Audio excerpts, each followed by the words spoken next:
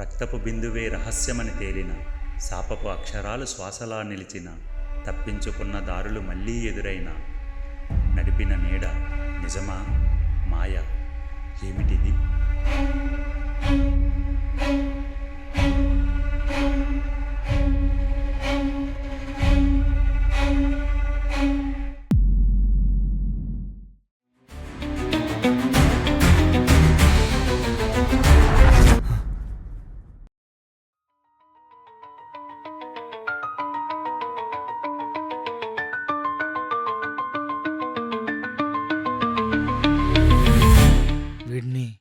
వీడిని చంపింది మీరేనా? నీకు ఆల్రెడీ చెప్పాను కదా, కథలో ఏముంటే అదే జరుగుతుందని. అయినా వీడెప్పుడో పోవాల్సింది. నువ్వు కథని మార్చడానికి ట్రై చేయడం వల్ల కొంచెం లేటుగా పోయాడు అంతే. కెఫేలో వీడి నుంచి ఓనర్ని సేవ్ చేయడానికి వీడిని షూట్ చేయాల్సింది. నువ్వు వీడిని కొట్టడం వల్ల వీడి చావు డిలే అయింది అంతే. మనం దాన్ని ఫాలో అయినా అవ్వకపోయినా అది చెయ్యాలనుకున్నదే చేస్తుంది. ఆ కథలో నేను హంతకుండా అవుతానన్నది సార్. ఓహో, నీ ఎండింగ్ ఇలా ప్లాన్ చేసిందా? ఇదిగో బ్యాగ్. నీకు ఇందాకే చెప్పాను కదా, ఈ బ్యాగ్ నీకు దొరికింది కాబట్టి ఇది నీ దగ్గరే ఉండాలి. అసలు ఇదంతా ఆపే ఛాన్స్ లేదా? రెండే ఆప్షన్లు ఉన్నాయి. ఒకటి, కథని ఫాలో అవ్వకుండా నీకు నచ్చింది చేయడం. రెండు, సైలెంట్గా కథని ఫాలో అయిపోవడం. నువ్వు ఏది చేసినా కథలో ఉన్నదే జరుగుతుంది. అసలు ఏంటి సార్ ఇది? నేను హంతకుండా అవుతున్న భయంతో డబ్బులు మొత్తం వీడికే ఇచ్చేసాను. అక్కడితో మ్యాటర్ సాల్వ్ అయిపోయింది అనుకున్నాను. మళ్ళీ ఎవడో ముసలోడు వచ్చి బ్యాగ్ సేఫ్ అయినా అని అడుగుతున్నాడు. అసలు హంతకడ అవ్వాల్సిన పని నాకే ఉంది సార్. చెప్పాను కదా, ఈ కథ చదివిన వాళ్ళు కథలో పాత్రలుగా మిగిలిపోతారని. అయినా ఒక మనిషి ప్రాణం తీయడమేంటి సార్? అది కూడా ఎవరిని చంపబోతున్నానో నాకే తెలియదు. అసలు నేను చేసిన తప్పేంటి సార్? అయినా నాకు ఎవరిని చంపే అవసరం లేదు సార్. నాకు మాత్రం ఉందా? కానీ తప్పట్లేదు. ఇప్పుడు నీ వంతు వచ్చింది అంతే. నీ క్యారెక్టర్తో ఏం చేయించాలనుకుంటుందో అది చేయిస్తుంది. నా చేత హత్య చేయించడం వల్ల ఏం సాధిస్తుంది సార్? దానికి నువ్వు, నేను, వీడు అని తేడా లేదు. మన అందరూ ఈ కథలో క్యారెక్టర్స్ మాత్రమే. అది ఎలా ఆడిస్తే అలా ఆడాల్సిందే. లేదు, అలా జరగనే ఉన్నాం. నీకు వేరే ఛాన్స్ ఉందనుకుంటున్నావా? స్టార్టింగ్లో నేను కథలు మార్చాలని ట్రై చేశాను. అలా చేసిన ప్రతిసారి కథలో లోతుగా కురుకుపోయి కొన్ని నెలలుగా ఇందులోనే ఉండిపోయాను. అంటే ఏంటి సార్? ఇప్పుడు ఇందులో ఉంది కాబట్టి నేను హత్య చేయాలా? నువ్వు చెయ్యు, అదే నీతో చేయిస్తుంది. నువ్వు చేసే ప్రతి పని, నువ్వు తీసుకునే నిర్ణయాలు అన్నీ దానికి అనుకూలంగా మార్చేసుకుంటుంది. ఈ బ్యాగ్ నీ దగ్గర ఉంచుకోమని ఇదివరకే చెప్పాను. నువ్వే వినకుండా వెళ్ళిపోయావు. మళ్ళీ ఇప్పుడు నువ్వే వెతుక్కుంటూ వచ్చావు. నేను ఇప్పుడు ఈ బ్యాగ్ తీసుకోకుండా వెళ్ళిపోతే ఇప్పట్లాగే మళ్ళీ దీన్ని వెతుక్కుంటూ వస్తావు. నేనేదో నా కథలు రాసుకునేవాడిని సార్. ఇప్పుడు వేరే వాడు కథలో పాత్ర అయిపోవడం ఏంటో నాకు అర్థం కావట్లేదు. నీకే కాదు, ఈ కథలో చిక్కుకున్న ఎవ్వరికీ అర్థం కాదు. ఇప్పుడు నేనేం చేయాలి? నువ్వు బ్యాగ్ కోసం వచ్చావు కదా, బ్యాగ్ తీసుకుని పో.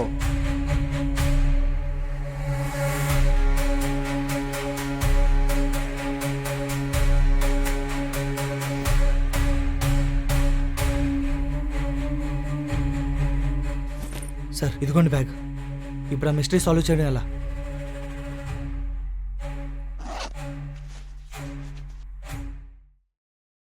ఈ కత్తి తీసుకొని నన్ను చంపే. ఏం మాట్లాడుతున్నారు సార్? నేను మిమ్మల్ని చంపడం ఏంటి? నీ కథలో నువ్వు హంతకుడు అవుతావని ఉంది కదా, నా కథలో నీ చేతిలో ఈ కత్తి ద్వారా మరణం సంభవించి నాకు విముక్తి కలుగుతుందని ఉంది. సార్, ఈ బ్యాగ్తో కథలో మిస్టరీని సాల్వ్ చేయొచ్చని తీసుకొచ్చాను. ఇప్పుడు ఈ బ్యాగ్లో నుంచి కత్తిని తీసి మిమ్మల్ని చంపమన్నారండి సార్. ఎన్నో సంవత్సరాలుగా ఈ కథలో చిక్కుకుపోయి చావలేక బ్రతకలేక కొట్టుమిట్టాడుతున్నాను. ఇన్నాళ్ళకి నాకు ఈ కథ నుంచి విముక్తి దొరకబోతుంది. ఆలస్యం చేయకుండా తొందరగా నన్ను చంపే. లేట్ చేయకు. తల పగిలిపోతుంది సార్. అసలు ఏం జరుగుతుంది సార్? ప్లీజ్ నన్ను తొందరగా చంపే. ఈ కథలో చాలా సంవత్సరాలుగా ఉన్నారు కదా, మీకు ఖచ్చితంగా దీని గురించి ఏదో తెలిసే ఉంటుంది. అసలు ఏంటి సార్ ఇదంతా? ఆలోచించకు, నన్ను తొందరగా చంపే. సార్ బ్రో, మీకు ఖచ్చితంగా ఏదో తెలిసే ఉంటుంది. చెప్పకపోతే నన్ను నేను చంపేసుకుంటాను. బ్రో ఆగు ఆగు. నీకేదైనా జరిగితే నాకు విముక్తి దొరకదు. ముందు నేను అడిగిన దానికి చెప్పండి, లేకపోతే నన్ను నేను చంపేసుకుంటాను. ప్లీజ్ ఆ కత్తి కింద పడే. చెప్తారా? చంపేసుకోనా? ఆగు, చెప్తాను. ఆ కథ రాసింది నా ఫ్రెండే.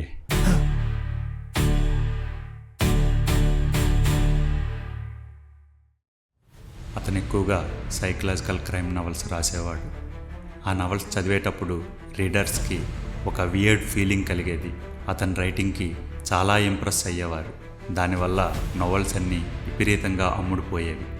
కొంతకాలానికి అతని రైటింగ్లో మ్యాజిక్ వర్కౌట్ అయ్యేది కాదు. ఇదే విషయం తనకి మెయిల్స్ ద్వారా రీడర్స్ తెలిపారు. అతను దాన్ని ఒక ఛాలెంజ్గా తీసుకొని కథలు రాసేవాడు. కానీ ఏదీ కూడా అతనికి నచ్చేది కాదు. కొన్ని రోజులు ట్రావెల్ చేసి వస్తే మైండ్ ఫ్రీ అవుతుందనుకొని దేశంలో పలు చోట్లకి తిరిగాడు. అదే అతన్ని ఆఖరిసారి ఒక మామూలు మనిషిలా చూడటం. తిరిగి వచ్చాక అతను నాకు తెలిసిన వ్యక్తి కాడు. అతని మాట, ప్రవర్తన చాలా వింతగా అనిపించేవి. చాలా వరకు తనలో తాను మాట్లాడుకునేవాడు. గంటలు గంటలు ఏదో ధ్యానంలో ఉన్నట్టు ఉండేవాడు. ఒకరోజు ఉండలేక అడిగేశాను. అతని మాటలు విన్న తర్వాత అవి నమ్మాలో నమ్మకూడదో అర్థం కాలేదు. అతని మాటలు విన్న తర్వాత పిచ్చివాడి మాటల్లా అనిపించాయి. అసలు ఏం చెప్పాడు? అతను ఎంత కొత్తగా రాయాలని ట్రై చేసినా వాళ్ళ ఎక్స్పెక్టేషన్స్ని రీచ్ అవ్వలేకపోయేవాడు. అప్పుడే అతనికి ఒక పిచ్చి ఆలోచన వచ్చింది. దాన్ని ఆచరణలో పెట్టడానికే దేశమంతా తిరిగి ఒక గురువుని వెతుక్కొని అతని దగ్గర తాంత్రిక విద్య నేర్చుకున్నాడు. ఈసారి అతను రాయబోయే కథలో కథ ఉండదు. దాన్ని ఎవరైతే చూస్తారో వాళ్ళ గురించి అందులో రాసి మెల్లగా వాళ్ళని అందులో పాత్రలుగా మార్చేస్తుంది.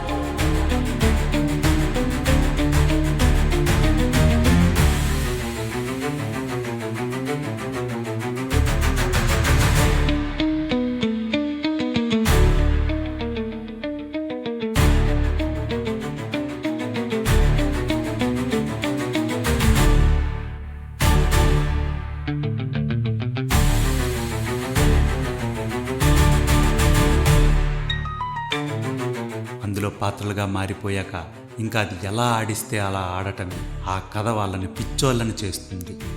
మతిస్థిమితం కోల్పోయి వాళ్ళంతట వాళ్ళే మరణానికి పాల్పడేలా చేస్తుంది. మరికొంతమందిని హంతకులను చేస్తుంది. నన్ను ఆ ఇన్స్పెక్టర్ని మాత్రం గార్డియన్స్లా చేసింది. ఇవన్నీ తట్టుకోలేక చాలాసార్లు సూసైడ్ అటెంప్ట్స్ చేసుకున్నాను. కానీ ప్రతిసారి ఏదో విధంగా నన్ను బ్రతికించేది. ఇంకా బ్రతకలేక చావలేక అలా కథలోనే ఉండిపోయా. ఈరోజు నాకు నీ చేతిలో ఈ కత్తి ద్వారా విముక్తి కలుగుతుందని రాసింది. నేను ఫస్ట్ టైం చూసినప్పుడు కత్తి బ్యాగ్లో లేదు, ఓన్లీ డబ్బులు మాత్రమే ఉన్నాయి. ఈ కత్తితోనే తనను తాను బలిచ్చుకున్నాడు. అప్పటినుంచి ఇది మా ద్వారా చేతులు మారుతూ ప్రతి మరణానికి కారణం అయ్యింది. ఈ కథ నీకు దొరికినప్పుడు నేను ఇన్స్పెక్టర్కి కత్తినిచ్చాను. అది నీ మరణం రాస్తుందనుకున్నా, కానీ నా మరణం రాసింది. తొందరగా నన్ను చంపే, నాకు విముక్తి కలిగించు. నువ్వు అడిగిన విషయాలన్నీ చెప్పాను కదా. తొందరగా నన్ను చంపేసి నాకు విముక్తి కలిగించు.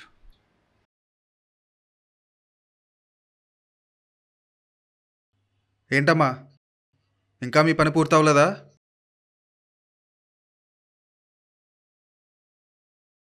నీ పని పూర్తి చేస్తే నా పని మొదలు పెడతాను. Bro bro bro bro bro bro bro bro bro bro bro ఎక్కడ బ్రో? తీ తీ తీ bro bro bro bro. Tension పడకు. మీ వాడు మళ్ళీ ఏదో మారుద్దామని వెళ్తున్నట్టున్నాడు. మళ్ళీ ఇక్కడికే వస్తాడు. వచ్చి కూర్చోండి. ఎదురైన నీడలే గమ్యమై నిలిస్తే, రక్తపు గీతలు మాటలు పలికితే, శాపం మిగిలిన దారి చూపితే, గమ్యమేమిటో ప్రయాణం ఎక్కడికో.